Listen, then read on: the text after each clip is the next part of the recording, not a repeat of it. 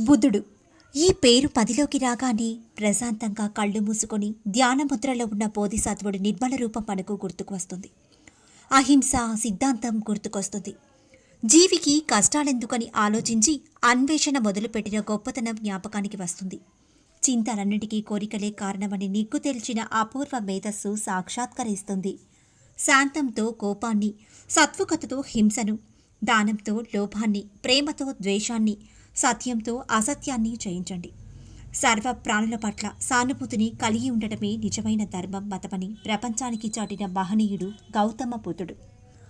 అటువంటి గౌతమ బుద్ధుడి జీవితంలోని కొన్ని విశేషాలను ఇప్పుడు మనం తెలుసుకుందాం. అది 2500 సంవత్సరాల క్రితం నాటి చరిత్ర. 2500 సంవత్సరాల క్రితం ఆదిశాక్య రాజ్యం మరియు కోవిల రాజ్యం అని రాజ్యాలు కలవు. ఆదిశాక్య రాజ్య రాజధాని కపిలవస్తుపురం, కోవియుల రాజ్య రాజధాని దేవదహి. ఆదిశాక్య రాజ్యానికి రాజు సుధోధనుడు. ఆయనకు ఒక సోదరి కలదు, ఆమె పేరే అమిత. కోవియుల రాజ్యానికి రాజు సుపబుద్ధుడు. ఆయనకు మహామాయ, ప్రజాపతి గౌతమి సోదరిమణులు, దండపాణి సోదరుడు. శుద్ధోధనుడి చెల్లెలు అమితను సుపబుద్ధుడు, సుపబుద్ధుడి సోదరి మహామాయను శుద్ధోధనుడు వివాహమాడుట వలన ఇరువురి కుటుంబాల మధ్య బంధుత్వం ఏర్పడింది. శాక్య రాజ్యానికి కోవిలకు మధ్య రోమిణి అను నది ప్రవహిస్తూ ఉండేది. అలాగే ఈ రాజ్యాల మధ్య అందమైన లుంబిని వనం పాల వృక్షాలతో మనోహరంగా విరాజిల్లుతుండేది. శుద్ధోధనుడు మాయాదేవి దంపతులు పిల్లల కోసం యజ్ఞయాగాలు కావిస్తుండేవారు.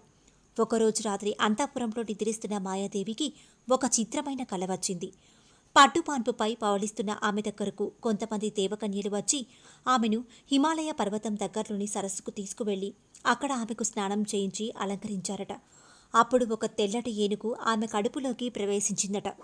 తెల్లవారి శుద్ధోధనుడికి తన కల గురించి వివరించి జ్యోతిష్యులకు చెప్పి ఈ కల గురించిన ఆంతర్యం ఏమిటో తెలుసుకోమని తన భర్తకు విన్నవిస్తుంది. వెంటనే జ్యోతిష్యులను పిలిపించి విన్నవిస్తాడు శుద్ధోధనుడు. వారు త్వరలోనే మాయాదేవి కడుపున ఒక పుణ్యపురుషుడు లోకాన్ని ఉద్ధరించే వరపుత్రుడు జన్మించబోతున్నాడని ఆ కల ఫలితాన్ని శుద్ధోధనుడికి వివరిస్తారు. వారు చెప్పినట్లే కొద్ది రోజులకు గర్భం దాల్చి పుట్టే బిడ్డ కోసం కలలు కంటుంటోంది మాయాదేవి. అలా మాసాలు గడుస్తాయి. నిండు చూలాలైన మాయాదేవి ప్రథమ కాన్పు కాబట్టి తన పుట్టినిట్లైన దేవదహికి బయలుదేరుతుంది. దారిలో సుందరమైన లుంబినివనం చేరుకోగానే ఆమెకు అక్కడ కొద్దిసేపు సేద తీరాలనిపించి తన చెల్లికత్తెల సహాయంతో కాసేపు సేద తీరుతుంది. సరిగ్గా అప్పుడే అనుకోకుండా ఆమెకు పురిటి నొప్పులు మొదలవుతాయి. అక్కడే ఉన్న సాలవృక్షం కింద పంటంటి మగ శిశువుకు జన్మనిస్తుంది మాయాదేవి. మధ్యలోనే ప్రసవం జరగడంతో తిరిగి తన భర్త శుద్ధోధనుడి దగ్గరకు చేరుకుంటుంది మాయాదేవి. పుత్రుడు జన్మించాడని తెలుసుకున్న శుద్ధోధనుడి ఆనందానికి అవతలుండవు. రాజ్యంలో వేడుకలు జరుపుకుంటారు. ఇలా వారంతా సంబరాల్లో ఉండగా ఆసితుడు అను మహాముని అక్కడకు వచ్చి తల్లిని బిడ్డని చూసి పసికంతుని తన చేతుల్లోకి తీసుకొని కంట నీరు పెడతారు. వారు ఆ మునిని కారణమడుగగా అప్పుడు ఆయన ఈ బాలుడు మహాపురుషుడు, లోకోద్ధారకుడు అని చెప్తూ లోకానికి ఈ బాలుడు వెలుగుబాటును చూపే రోజున నేను చూడాలి, కానీ అంతవరకు నేను జీవించలేని కారణంగా కళ్ళారా చూడలేను అని చెప్పుకొస్తాడు. ఆసితుని మాటలకు ఆ రాజదంపతులు చాలా సంతోషిస్తారు. తరువాత ఆ బాలుడికి సిద్ధార్థుడు అని నామకరణం చేస్తారు. అనారోగ్యం కారణంగా మాయాదేవి మరణిస్తుంది. తరువాత శుద్ధోధనుడు మాయాదేవి సోదరి అయిన ప్రజాపతి గౌతమిని వివాహం చేసుకుంటాడు. ఆమెకు సిద్ధార్థుడంటే ప్రాణం. కన్న తల్లి కంటే ఎక్కువగా గారాబంగా చూసుకునేది సిద్ధార్థుడిని. కంటికి రెప్పలా కాచి పెంచి పెద్ద చేసింది. గౌతమి పెంపకంలో పెరిగినవాడు కాబట్టి సిద్ధార్థుడిని గౌతముడు అని కూడా పిలిచేవారు. శుద్ధోధనుడు దేశం నలుమూలల నుంచి ఎంతో గొప్ప గొప్ప జ్యోతిష్యులను పిలిపించి సిద్ధార్థుడి జాతకం చూడాలని, అతని భవిష్యత్తు ఎలా ఉంటుందో తెలుపగలరని విన్నవిస్తాడు. సిద్ధార్థుడి జాతకం పరిశీలించిన వారందరి మాట ఒక్కటే: ఈ బాలుడు మహాపురుషుడిగా ప్రఖ్యాతి పొందడం ఖచ్చితం. కాకపోతే సన్యసించకపోతే సిద్ధార్థుడు రాజాది రాజు కాగలడని, లేనిచో మహాప్రవక్తగా ప్రపంచ ప్రజలచే కీర్తింపబడతాడని తెలిపారు. శుద్ధోధనుడు సిద్ధార్థుడు గొప్ప చక్రవర్తిగా కీర్తిని పొందాలని ఆకాంక్షించాడు. అందరి తల్లిదండ్రుల్లాగే బిడ్డ సన్యసిస్తాడని తెలుసుకొని చాలా దుఃఖించసాగాడు. ఈ బాలుడు సన్యసించకుండా ఉండాలంటే దుఃఖం అనేది ఎలా ఉంటుందో సిద్ధార్థుడికి తెలియకుండా పెంచాలని నిర్ణయించుకుంటాడు. అందుకుగాను సిద్ధార్థుడికి ఆనందాన్ని, సుఖ సంతోషాలను కలిగించే సంఘటనలు మాత్రం తప్ప బాధ, కష్టం కలిగే వాతావరణం సిద్ధార్థుని చుట్టూ లేకుండా జాగ్రత్తలు తీసుకునేవాడు. అందమైన పరిసరాలు, చక్కని క్రీడాస్థలం, మంచి పరివారాన్ని ఏర్పాటు చేశాడు. పినతల్లి గౌతమి ఒడిలో సిద్ధార్థుడు అల్లారుముద్దుగా పెరగసాగాడు. భోగభాగ్యాల మధ్య ఎండావాన చలి తెలియకుండా ఎందరో పరిచారికలు రాత్రింబవలు సిద్ధార్థుని అంటిపెట్టుకుని ఉంటారు. దేవదత్తుడు, కలుతాయిన్ అనువారు సిద్ధార్థుని స్నేహితులు. దేవదత్తుడు సిద్ధార్థుని మేనమామ కొడుకు. అతని మనస్సుకి ఏమాత్రం బాధ కలిగించకుండా చాలా జాగ్రత్తలు తీసుకుంటూ శుద్ధోదనుడు తల్లిలేని లోటు తెలియకుండా పినతల్లి ప్రజాపతి గౌతమి సిద్ధార్థుని పెంచసాగారు. క్షత్రియ ధర్మంతో నేర్చుకోవాల్సిన విద్యలన్నీ నేర్చుకొని వాటిలో అగ్రగామి అనిపించుకున్నాడు సిద్ధార్థుడు. సిద్ధార్థుడు చాలా సున్నిత మనస్కుడు. ఆయనకు జాలి, దయ చాలా ఎక్కువ.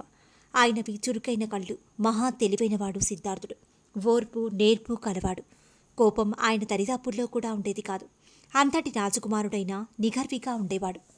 ఒకరోజు తోటలో విహరిస్తున్న సిద్ధార్థుడికి ఒక పావురాల గుంపు ఆకాశంలో విహరిస్తూ కనిపించింది. వాటిని చూస్తూ అలాగే ఆనందిస్తూ ఉండిపోతాడు సిద్ధార్థుడు. ఉండట్టుండి ఒక పావురం గాయాలతో సిద్ధార్థుడి ముందు పడుతుంది. దానిని చూసి జాలిపడిన సిద్ధార్థుడు అయ్యో అంటూ దానికి గుచ్చుకున్న బాణం నిదానంగా లాగివేసి గాయానికి కట్టుకట్టి ఆ పక్షిని కాపాడుతాడు. అంతలో దేవదత్తుడు అక్కడకు పరిగెత్తుకు వచ్చి ఇది నేను బాణం వేసిన పావురం, నాకిచ్చేయి అని అడుగుతాడు. అప్పుడు సిద్ధార్థుడు ప్రాణం తీసేవారికి ప్రాణుల మీద ఎటువంటి హక్కు ఉండదని, ఆ కారణంగా ఇది నీకు చెందదని అంటాడు. దేవదత్తుడు కోపంతో శుద్ధోదనునికి ఫిర్యాదు చేయగా శుద్ధోదనుడు ఇరువురి వాదనను విని సిద్ధార్థుడి వాదనపై న్యాయం ఉన్నందున ఆ పక్షి సిద్ధార్థునికే చెందాలని తీర్పు చెప్తాడు.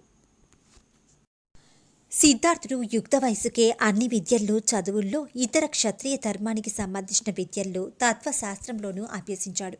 యుక్త వయసు పెరిగే కొద్దీ ఆయన ఏకాంతంగా ఉండడానికే ఇష్టపడేవాడు. ఏరువాక పండుగను కపిలవస్తు పరిసర ప్రాంతాల్లో ప్రజలు చాలా వైభవంగా జరుపుకుంటారు. శుద్ధోదనుడు కూడా కుటుంబ సభ్యుల్ని వెంటబెట్టుకుని పంట పొలాల్లో జరిగే ఏరువాకలో పాల్గొని పొలం దున్నుతూ రైతుల్ని ఉత్సాహపరుస్తూ ఉత్సవాన్ని ప్రజలతో ఆనందభరితంగా గడపసాగాడు. ఎద్దుల జతలు, రైతులు, విత్తనాలు వెదజల్లే మహిళలతో ఆ పరిసరాలంతా ఆనందమయమైంది. అటువంటి ఆ సమయంలో సిద్ధార్థుడు మాత్రం ఉత్సవాల్లో పాలు పంచుకోకుండా ఏకాంతంగా దూరంగా ఒక నేరేడు చెట్టు కింద కూర్చొని పౌనంగా ఉండడాన్ని గమనించిన శుద్ధోదనుడికి జ్యోతిష్యుల మాటలు గుర్తుకు వస్తాయి. సిద్ధార్థుడిని ఈ స్థితి నుంచి బయటకు తీసుకుని రావడానికి పెళ్లి ఒక్కటే మార్గమని నమ్మిన శుద్ధోదనుడు శుభపుత్రుడి కుమార్తె అయిన యశోధర అను కన్యతో సిద్ధార్థుని వివాహం 16వ ఏట జరిపిస్తాడు. ఆలుమగలిద్దరూ హాయిగా జీవించసాగారు. సిద్ధార్థుడి ఆలోచన ఎప్పుడూ బయట ప్రపంచం ఎలా ఉంటుందో చూడాలని, మరియు మానవ జీవన విధానం ఎలా ఉంటుందో తెలుసుకోవాలని. అందుకోసం తన తండ్రి అనుమతి తీసుకుని నగర పర్యటనకు బయలుదేరతాడు. ఇక కాబోయే రాజు సిద్ధార్థుడే కాబట్టి శుద్ధోదనుడు కూడా ఒప్పుకుంటాడు. సిద్ధార్థుడి రథసారథి పేరు చెన్నుడు. సిద్ధార్థుడికి ఇష్టమైన గుర్రం కంటకాశ్వం. నగర పర్యటనలో సిద్ధార్థునికి అందరూ జేజేలు పలుకుతున్నారు, హారతులు పడుతున్నారు.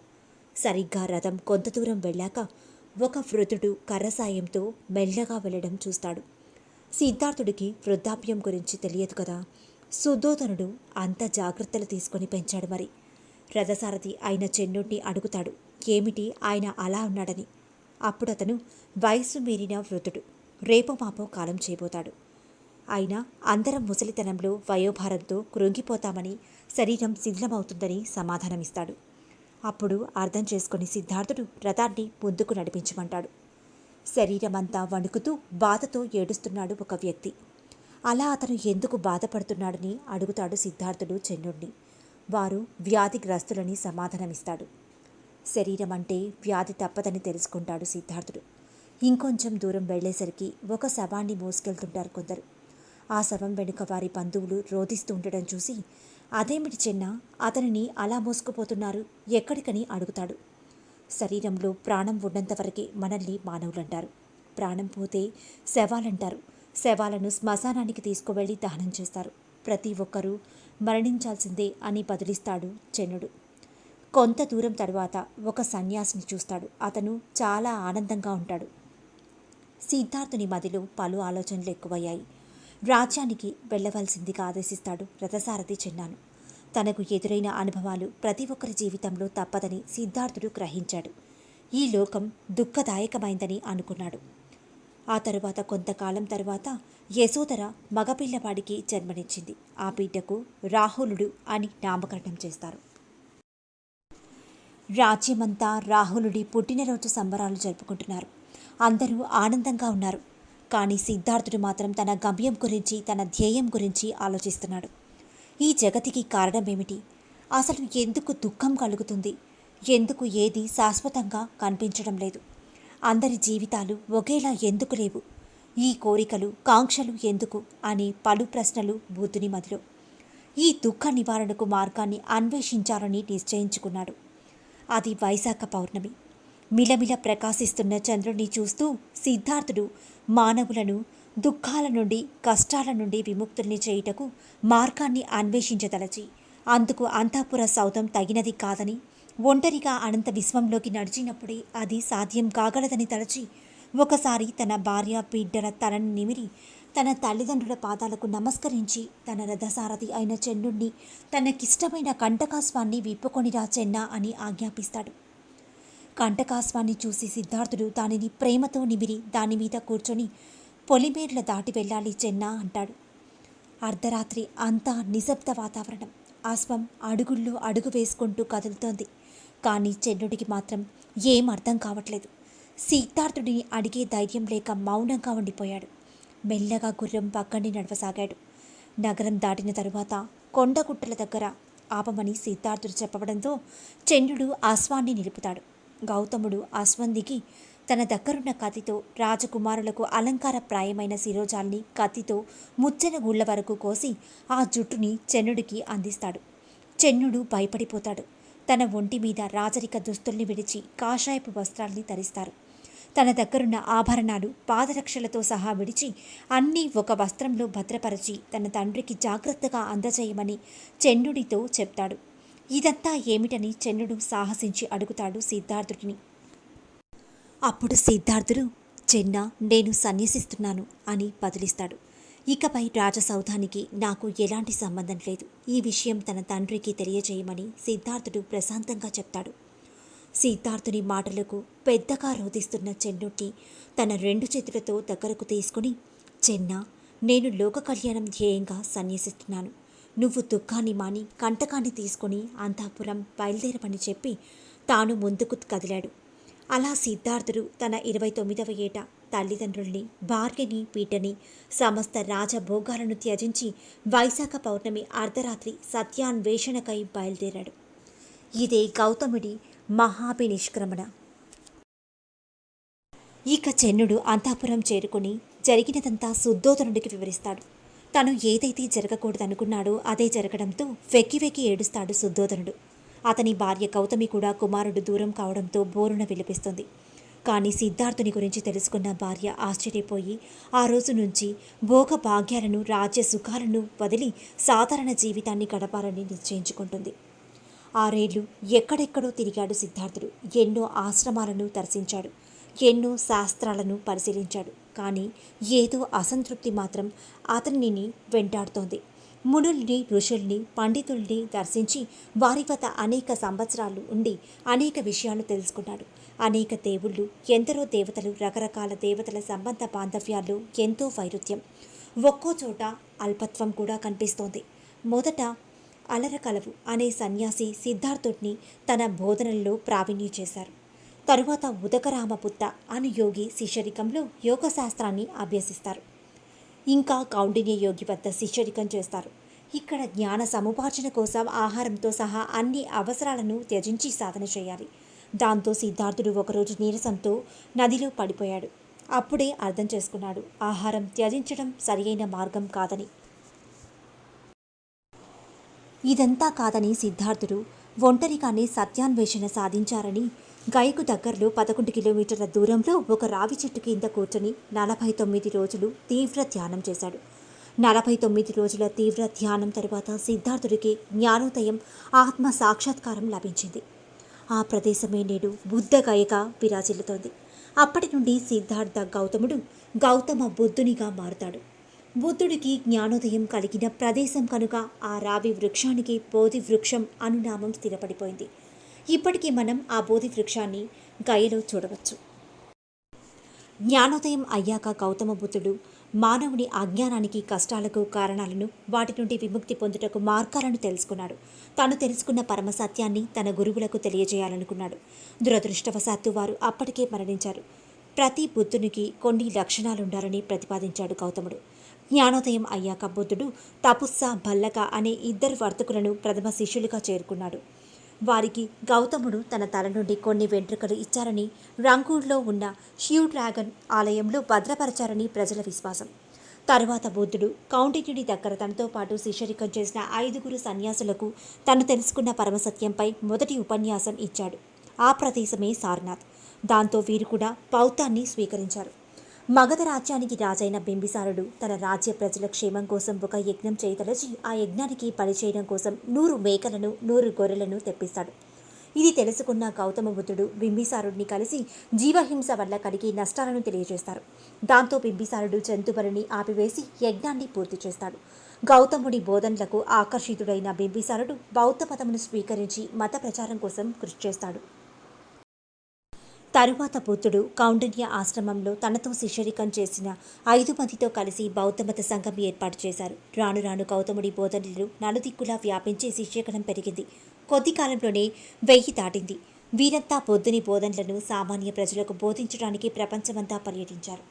మొదట కొండన్న, బాప్ప, బద్దియ, మహానామ, అస్సాజీ అనే పేర్లతో ఉన్న 5 శిష్యులకు బుద్ధుడు ప్రథమంగా తాను కనుగొన్న నూతన సిద్ధాంతాన్ని తెలియజేశారు. అతిగా చేసే ఏ పనైనా విచారణకు గురిచేస్తుందని చెప్తాడు గౌతముడు. మనిషి జీవితంలో దుఃఖం ఉంది. దుఃఖానికి కారణాలు కలవు. దుఃఖానికి నివారణ చర్యలు కలవు. మనం ఎదుర్కొనే ప్రతి సమస్యని దుఃఖం అన్న పేరుతో చెప్తాడు బుద్ధుడు. దుఃఖం నుంచి తప్పించుకోవడానికి అష్టాంగ మార్గాలు కనిపెట్టాడు బుద్ధుడు. దుఃఖం, జన్మ దుఃఖం, వృద్ధాప్యం దుఃఖం, మరణం దుఃఖం, శోకం. జీవితంలో మనం కావాలనుకున్నది పొందకపోతే దుఃఖం, ఆప్తులు విడిపోతే దుఃఖం, ఇతరుల వల్ల వారి సంపర్కం వల్ల వచ్చే కష్టనష్టాలు దుఃఖం. ఇవన్నీ దుఃఖాలే. మనం సుఖాలను ఏవైతే అనుకుంటామో అవన్నీ దుఃఖాన్ని మిగులుస్తాయి. కనుక ప్రతి ఒక్కరూ ఈ అష్టాంగ మార్గాల్ని అనుసరించాలని తెలిపారు. అష్టాంగ మార్గాలనగా సమ్యక్ దృష్టి, సమ్యక్ వాంఛ, సమ్యక్ వాక్కు, సమ్యక్ వర్తన, సమ్యక్ జీవనం, సమ్యక్ ప్రయత్నం, సమ్యక్ ఆలోచన, సమ్యక్ ధ్యానం. సమదృష్టి, సమవాంఛ, సమవాక్కు, సమవర్తన, సమజీవనం, సమప్రయత్నం, సమ ఆలోచన, సమధ్యానం. ఇదే ధర్మ మార్గం, మానవులు అనుసరించాల్సిన మార్గం. ఈ అష్టాంగ మార్గాలను తెలిపి బుద్ధుడు మార్గదాతయ్యాడు. బుద్ధుడి బోధనలు చాలా సరళమైనవి. ఆయన తన బోధనల్ని అప్పటి ప్రజల వాడుక భాష అయిన పాలీ భాషలో తెలిపాడు. సామాన్యులకు ఈ బోధన అవసరమని బుద్ధుని భావన. అహింసతో కూడిన జీవనం ప్రతి ఒక్కరికి అవసరం. తెలిసి ఎవ్వరి మనసు నొప్పించకూడదు. ఇతరులను బాధ పెట్టకుండా, కష్టపెట్టకుండా జీవించాలి. మాటల ద్వారా, చేతల ద్వారా ఇతరుల్ని కష్టపెట్టడం హింసే అవుతుంది. జీవకారుణ్యం సాటి అత్యుత్తమ ధర్మంగా బుద్ధుడు ప్రబోధించాడు. ఆత్మ సంయమనం పాటించడం, చెడు పనులు చేయకుండా ఉండడం, మంచి పనులు చేయడం, ఇదే బుద్ధుడి ఉపదేశాల సారాంశం. ఇక బుద్ధుడు ప్రచారానికి దేశమంతటా పర్యటిస్తున్నాడు. ఒకరోజు బుద్ధుడు ప్రతిరోజు భిక్షాటనకు వెళ్లే విధంగా తన శిష్యులతో భిక్షాటన సాగిస్తున్నాడు. ఒక ఇంటి ముందు నిలబడి భిక్ష అర్థించాడు. ఆ ఇంటి యజమాని బయటకు వచ్చాడు. అతనొక సనాతన బ్రాహ్మణుడు. బౌద్ధులంటే ద్వేషం. అందుకే బుద్ధుని చూసిన వెంటనే నోటికి పట్టరాని మాటలు ఉపయోగించి దూషిస్తాడు. బుద్ధుడు మాత్రం చిరునవ్వుతో నవ్వి ప్రశాంతంగా ఇలా అన్నాడు: బ్రాహ్మణోత్తమా, నీవు ఎవరికైనా కానుక ఇవ్వబోతే, నీవు ఇవ్వదలుచుకున్న వ్యక్తి దాన్ని స్వీకరించకపోతే ఆ కానుక ఎవరికి చెందుతుంది అని ప్రశ్నించాడు. కానుక ఇవ్వబోయిన వానికే చెందుతుంది అని అన్నాడు ఆ బ్రాహ్మణుడు. నువ్వు నాకు ఇచ్చిన దూషణల్ని నేను స్వీకరించడం లేదు. చెడు చెడ్డవారిని ఆవరిస్తుంది కదా అని నిర్మలంగా చెప్తాడు బుద్ధుడు. ఆ మాటలకు సిగ్గుపడిన బ్రాహ్మణుడు బుద్ధుడిని క్షమాపణ కోరుతాడు. ప్రజలకు జ్ఞానోదయం కలిగించే ఇలాంటి సంఘటనలు బుద్ధుని జీవితంలో కోకొల్లలు. బుద్ధుని గురించి తండ్రి అయిన శుద్ధోధనుడికి తెలుస్తుంది. బుద్ధుడిని రాజ్యానికి ఆహ్వానించమని బుద్ధుడి బాల్య స్నేహితుడైన కలుదాయిని ఆజ్ఞాపిస్తాడు. కలుదాయి రాజ్య ఆహ్వానాన్ని విన్నవించి బౌద్ధ సంఘంలో చేరిపోతాడు. బుద్ధుడు వారి ఆహ్వానాన్ని మన్నించి కపిలవస్తుపురానికి బయలుదేరుతాడు. కాలినడకన ప్రయాణిస్తూ దారిలో ధర్మబోధ చేస్తూ కొన్ని మాసాలలో కపిలవస్తుపురం చేరుకుంటాడు. బుద్ధుడిని చూసి కపిలవస్తుపురం ప్రజలు జేజేలు కొడతారు. తన తల్లి తండ్రి భార్యాబిడ్డలు ఆనందిస్తారు. కళ్ళ నీళ్లు పెట్టుకుంటారు. శుద్ధోదనుడు బుద్ధుడితో నీవు సన్యసించిన నాటి నుండి నీ భార్యని చెప్తాడు. యశోధర భర్త పాదాలు పట్టి విలపిస్తుంది. తర్వాత రాహులుడికి తన తండ్రి గురించి చెప్తుంది. యశోధర రాహులుడికి వారసత్వం ఇవ్వమని కోరుతుంది బుద్ధుడిని. అప్పుడు బుద్ధుడు తన శిష్యులతో ఈ బిడ్డను మన సంఘంలో చేర్చుకోమని చెప్తాడు. దానిని ఖండిస్తాడు శుద్ధోదనుడు. తరువాత బుద్ధుడి ధర్మబోధనలు విని అందరూ బౌద్ధ మతం స్వీకరిస్తారు. బుద్ధుడి స్నేహితుడైనా కూడా దేవదత్తుడికి బుద్ధుడంటే అసూయ. తనకు బౌద్ధ మత నాయకత్వ బాధ్యతలు ఇవ్వమని అడుగుతాడు. నేను జీవించి ఉన్నంతకాలం బౌద్ధ సంఘాన్ని నేనే నడుపుతాను అంటాడు బుద్ధుడు. దేవదత్తుని కుళ్ళు బుద్ధి తెలుసు బుద్ధుడికి. బుద్ధుడికి పోటీగా మరో సంఘాన్ని ఏర్పాటు చేస్తాడు దేవదత్తుడు. అయినా ఎవ్వరూ బుద్ధుడిని విడిచి వెళ్ళలేదు. దాంతో ఇంకా కోపం పెంచుకున్న దేవదత్తుడు ఎలాగైనా బుద్ధుడిని అంతమొందించాలని నిశ్చయించుకొని అందుకు బింబిసారుడి కుమారుడు అజాతశత్రువును వాడుకోదలిచాడు. బింబిసారుడు బుద్ధుని శిష్యుడు. బింబిసారుడు జీవించి ఉన్నంతకాలం రాజగృహంలో తన ఆటలు సాగవని దేవదత్తుడు గ్రహించి ఎలాగైనా అజాతశత్రువుకు తండ్రి మీద ద్వేషం కలిగేలా చేయాలని తలచి అతనికి తండ్రి మీద ఉన్నవి లేనివన్నీ చెప్పి అతనిని కల్మషపరిచాడు. నీ తండ్రి బ్రతికి ఉన్నంతకాలం నీకు రాజసింహాసనం దక్కదని నూరిపోశాడు. దాంతో అజాతశత్రువు తండ్రికి శత్రువుగా మారతాడు. దేవదత్తుడు బుద్ధుడిని చంపడానికి ఎన్నోసార్లు ప్రయత్నిస్తాడు.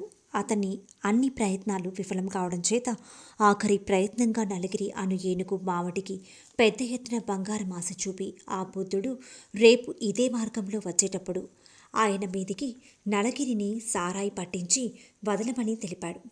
మరుసటి రోజు మావటి అలాగే చేశాడు. ఘీంకారం చేస్తూ నలగిరి రావడం చూసి బుద్ధుడి శిష్యులు ఆనందుడు భగవాన్ నేను ఆ ఏనుగుకు బలవుతాను అని నిలబడ్డాడు. కానీ నలగిరి బుద్ధుని సమీపించి నిశ్చలంగా చిరునవ్వుతో నిలబడి ఉన్న బుద్ధుని వద్దకు రాగానే ఆశ్చర్యంగా తొండంతో ప్రణమిల్లింది. అది చూసి అందరూ ఆశ్చర్యపోయారు. మావటిపై తిరగబడిన ఏనుగును బుద్ధుడు ఆపుతాడు. బుద్ధుడి గురించి తెలుసుకుని మావటి క్షమాపణ కోరి సంఘంలో చేరుతాడు. అటు తర్వాత దేవదత్తుడు మంచిగా మారి క్రమంగా మరణానికి చేరువవుతాడు. బుద్ధుడికి క్షమాపణ చెప్పాలని బయలుదేరుతాడు. కానీ దారి మధ్యలోనే బుద్ధుడిని కలవకుండానే మరణిస్తాడు. బుద్ధుడు శత్రువులనైనా మంచి మార్గంలో నడిచేలా మార్పు తీసుకొచ్చారు. వైశాలి అను నగరంలో ఆమ్రపాలి అను సౌందర్యవతి కలదు. మామిడి చెట్టు క్రింద ఎవరో కనిపారేసిన పసికందుని ఒక పుణ్య దంపతులు పెంచి పెద్ద చేసి చనిపోతారు. దాంతో అనాథైంది. ఆమె సౌందర్యానికి ఆకర్షితులైన నగర రాజకుమారులు ఆమె కోసం పోటీ పడేవారు. దీంతో ఒకరితో ఒకరు కలహించుకొని చంపుకునేంత వరకు వచ్చారు. అప్పుడు ఇదంతా జరుగుటకు ఆమ్రపాలి అందం కారణమని ఆమ్రపాలిని నగర వేసిగా ఉండాలని ఆజ్ఞాపిస్తారు. దాంతో మానసిక సంక్షోభానికి గురైంది ఆమ్రపాలి. సమాజం పట్ల మనుషుల పట్ల ద్వేషం మొదలవుతుంది.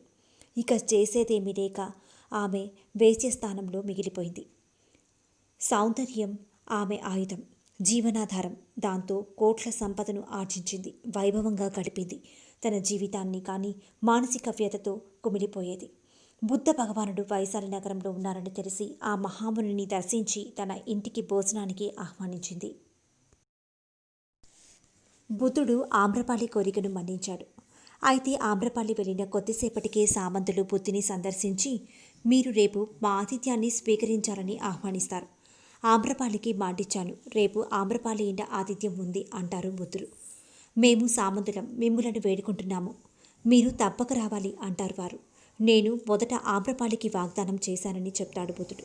ఒక వేశ్య మాకంటే ఎక్కువ మీకు అని సామంతులు ఆగ్రహిస్తారు. వారికి సావధానంగా నచ్చజెప్పి మీరు కూడా ఆమ్రపాలి ఇంట జరిగే విందుకు రావాలని చెప్తారు. సామంతులు బుద్ధుడి మాట కాదనలేక గౌరవించి వెళ్ళిపోతారు. ఆమ్రపాలి బుద్ధ పరివారానికి ఎవ్వరూ ఇవ్వనంత గొప్పగా విందు ఏర్పాటు చేసింది. తరువాత ఆయన కాళ్ల మీద పడి సాష్టాంగపడి స్వామి నాకు ఎవరూ లేరు, నన్ను అనుగ్రహించండి అని వేడుకుంటుంది. అప్పుడు ఆయన ఆమెకు ఒక మామిడి పండు ఇచ్చి, ఆమ్రపాలి, నేను తిరిగి ఈ నగరం వచ్చేదాకా నీవు దీన్ని భద్రంగా దాచిపెట్టు. అప్పుడు నీవు నాకు దీన్ని బహుమతిగా ఇవ్వాల్సి ఉంటుంది అని ఇచ్చి వెళ్ళారు. ఆమ్రపాలి ఆ పండును భద్రంగా దాచి బుద్ధుడి కోసం ఎదురు చూస్తోంది. కొన్నాళ్ళు గడిచాక బుద్ధుడు వైశాలి నగరం సందర్శించడం జరిగింది. ఆమ్రపాలి ఇంటికి విచ్చేశారు బుద్ధ భగవానులు. ఉచిత మర్యాదలన్నీ జరిగాక మామిడి పండును తీసుకొని రమ్మని ఆమ్రపాలిని ఆజ్ఞాపించారు. ఆమ్రపాలి భద్రంగా దాచిన మామిడి పండు తీసుకొని స్వామికి ఇచ్చింది. అది పూర్తిగా వడలిపోయింది. బుద్ధుడు దాన్ని పట్టుకోగానే దాని టెంక చీలి వచ్చింది. ఆమ్రపాలితో, చూసావా ఆమ్రపాలి అని టెంకలో నిలిచి ఉన్న విత్తనం మొలకని తీసి, ఈ విత్తనం నాటితే తిరిగి మొలకెత్తగలదు. పండు సౌరు సొగసంతా క్షీణించిపోయింది. జీవితంలో అందం వయసు అశాశ్వతం. నీ మనస్సే ఈ విత్తనం. నీవు నీ జీవితాన్ని సంఘారామానికి అంకితం చేసుకో, సంఘ శ్రేయస్సుకు వినియోగించమని బోధించారు. సారీపుత్రుడు, మొగ్గలాయనుడు, మహాకాశ్యపుడు, ఆనందుడు బుద్ధుడితో ఎల్లప్పుడూ ఉండేవారు. బుద్ధుడికి వృద్ధాప్యం వచ్చింది. 80 ఏళ్ల వయసు పైబడింది. సారీపుత్రుడు, మొగ్గలాయనుడు, మహాకాశ్యపుడు నేనంటే నేనని ఆయనకు సేవలు చేయడానికి ముందుకొచ్చారు. బుద్ధుడు మాత్రం వారు పెద్ద వయసు వారు కావడం వల్ల ఆనందుడు కొంచెం చిన్న వయసు కావడం చేత ఆనందుడిని తన సహచరుడిగా ఎంపిక చేశారు. ఆనందుడు బుద్ధుని ప్రియతమ శిష్యుల్లో ఒకరు. తన చివరి రోజులు మల్లదేశంలో గడిపాడు బుద్ధుడు. మల్ల రాజధాని కుసినారాలో కొంతకాలం ధర్మబోధలు చేశారు. అప్పుడు 3 మాసాలను తను శాశ్వత విశ్రాంతి కావిస్తున్నానని తెలియజేశారు బుద్ధుడు శిష్యుడికి. అప్పటి నుండి శిష్యులు బుద్ధుని ఇంకా జాగ్రత్తగా చూసుకోసాగారు. బుద్ధుడు పావా గ్రామంలో విడిది చేశాడు. అక్కడ చుండు అను కుమ్మరి ఇచ్చిన ఆతిథ్యం స్వీకరించారు. కానీ చుండు ఇచ్చిన ఆతిథ్య భోజనం బుద్ధుని శరీరం ఇముడ్చుకోలేకపోయింది. జబ్బు చేసింది. అతి కష్టం మీద శిష్యులతో కుసినారా చేరుకున్నారు. అక్కడ పెద్ద మద్ది చెట్టు నీడలో వస్త్రాన్ని పరచమని విశ్రాంతి తీసుకుంటానని చెప్పాడు ఆనందుడికి. కాసేపటికి సామంతులు వచ్చి ధర్మోపదేశం కావించారు. సామంతులు వెళ్ళిపోయాక బుద్ధ భగవానులు పడుకున్నారు. సరిగ్గా ఆ సమయంలో కొంతసేపటికి సుబుద్ధుడు అనే అతను వచ్చి బుద్ధుని దర్శనం కోరగా ఆనందుడు స్వామి విశ్రమిస్తున్నారని తెలిపాడు. తరువాత రమ్మని చెప్తారు. ఇది విన్న బుద్ధుడు ఆనందుడితో అతనిని రమ్మని చెప్తారు. భగవానుడు సుబుద్ధుడికి తన సందేశాన్ని వినిపించాడు. సుబుద్ధుడు బుద్ధ దీక్ష తీసుకున్నాడు. ఇతని చివరి శిష్యులు. కొన్ని గంటలకి బుద్ధుడి ఆరోగ్యం బాగా క్షీణిస్తుంది. శిష్యులందరూ బుద్ధుని చుట్టూ చేరి రోధిస్తున్నారు. అప్పుడు బుద్ధుడు వారితో, మీకు ఏమైనా సందేహాలుంటే అడగండి. నా జీవిత ప్రయాణం మరి కాసేపట్లో ముగియనుంది అని అంటారు. ఎవ్వరూ ఏమీ అడగరు. అప్పుడు స్వామి, దుఃఖించకండి. నా ఉపదేశాలు, బుద్ధ ధర్మం మీకు మార్గదర్శకాలుగా ఉంటాయి. చనిపోవడం సర్వప్రాణి లక్షణం. ఇందుకు దుఃఖించవలసిన పనిలేదు. అందుచేత భిక్షువులారా, మీరు మంచిగా జీవించండి అని ఆశీర్వదించారు. అందరూ బిగ్గరగా రోధించారు. ఆనందుడైతే వెక్కి వెక్కి ఏడ్వసాగాడు. ఆనంద, ఆకురాళ్ళు కాలం వచ్చింది. ఆకులన్నీ రాలిపోతాయి. రాలిపోయే ఆకుల్ని లెక్క పెట్టలేము. మనము ఈ ప్రపంచంలోకి ఒంటరిగా వచ్చాం. ఏదో ఒకరోజు ప్రతివారు వెళ్ళిపోవాల్సిందే. నా వంతు వచ్చింది. ఇందుకు చింతించవలసిన అవసరం ఏముంది? మీరు లోకమంతా పర్యటించి బుద్ధ ధర్మాన్ని ప్రచారం చేయండి అంటూ మహాపరినిర్యాణం చెందారు బుద్ధులవారు. దేశ దేశాలు తిరిగి బౌద్ధ మత ప్రచారానికై ఎంతో కృషి చేశాడు బుద్ధుడు. అలా బుద్ధుడు తను తెలుసుకున్న జ్ఞానాన్ని నిస్వార్థంగా అందరికీ తెలియజెప్పి ప్రజలకు ఎంతో సేవ చేశాడు. బుద్ధం శరణం గచ్ఛామి, ధర్మం శరణం గచ్ఛామి. సారిపుత్రుడు, ఆనందుడు, మహాకాశ్యపుడు, మొగ్గలాయనుడు, ఉపారి, అగుళిపాలుడు తదితరులంతా పార్థివ దేహానికి అంతిమ సంస్కారాలు నిర్వహించారు. అప్పుడు ఆయన అస్థికలను 8 భాగాలుగా చేసి 8 చోట్ల భద్రపరిచారు. శ్రీలంకలోని క్యాండీలో దరడమాలిగలో బుద్ధుని కుడివైపు పన్ను ఇప్పటికీ భద్రపరిచారు. దీనిని టెంపుల్ ఆఫ్ టూత్ అంటారు. ఒక అస్థికల భాగం దక్షిణ భారతదేశంలోని ఆంధ్రప్రదేశ్లోని గుంటూరు జిల్లా అమరావతిలోని బుద్ధ స్తూపం క్రింద భద్రపరచడం జరిగింది. నేటి పట్టిప్రోలులో లభించిన దంతం బంగారు పేటికలు లభ్యం కాగా అది కలకత్తాలోని మహాబోధి ఆలయానికి తరలించబడింది.